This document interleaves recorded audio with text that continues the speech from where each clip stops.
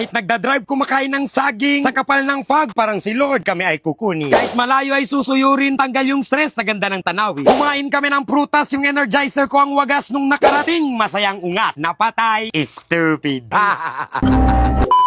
What's good yung magengeng? Today is the day we're going to the Piduan. Hindi ito napagplanuhan pero napag-usapan. Wow! Kataas na naman ng energizer. Dapat lang ako na to. Go na! Pag kami ang nagsama-sama, garanti sabog ang saya. Kaya diyan ka lang at huwag kang hihinga. Hoy, pahingahin mo naman. Baka hindi makahinga yung audience mo. Ano yan? Don't breathe. Napatay. Stupid. Pag ganitong chicks aking nakita, sisipain ko talaga. Hoy, wag naman. Dapat gentle dog ka. Iro yarn.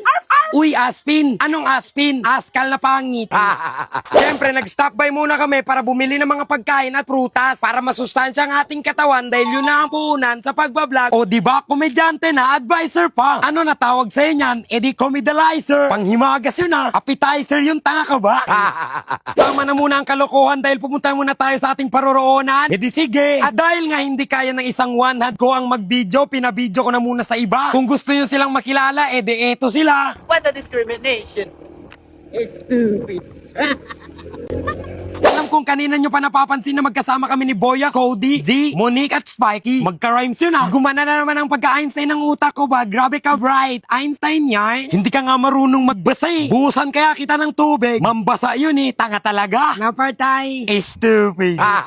Dahil matarik ang akyatin namin na mundok, syempre magbaon tayo ng lityong manok. Grabe yung mga rhyme scheme, pang-flip top ses ba? Gigil ka ba? Hindi, nagpapaliwanag lang. Ayusin mo. Ang alin, yung mukha o pananalita na ang kulit mo? Sige, Monique at Cody, pagtripan nyo ko, makakabawi din ako sa inyo. At ayun nga guys, pagkatapos namin bumili ng manok, dediretso na tayo sa ating paroroonan. Ikwento ko lang saglit ay papunta tayo sa Curtain Falls ng Piduan dito sa Dipolog City. Pero Osamis Place na siya guys. Ang gulo ko dun ha, Osamis na, Dipolog pa. Ano ba talaga? Bahala kayo mag-away dyan. Dahil 3 oras yung biyahe natin, magta-transmission na tayo. And 3, 2, 1, washing!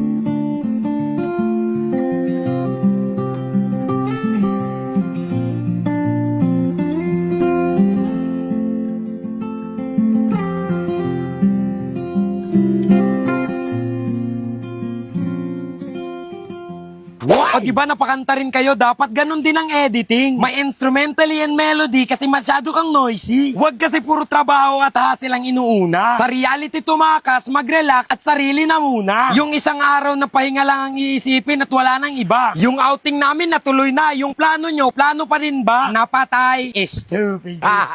Sa mainit na panahon, dapat meron tayong ice cream na nilalamon. Nakita ko nga pala si Hugin sa si Princess na bumibili ng ice cream. Alam kong namimiss nyo na yung mga ganitong sorbetes na tinitinda. Gawang tao, hindi gawang makina. Alam nyo na yun eh, masarap kasi yun eh, lasang apa. Ha! Neneng B, ako ang yung boy ice cream. Uy, naglaway nanonood. Ano ba yan, kuya?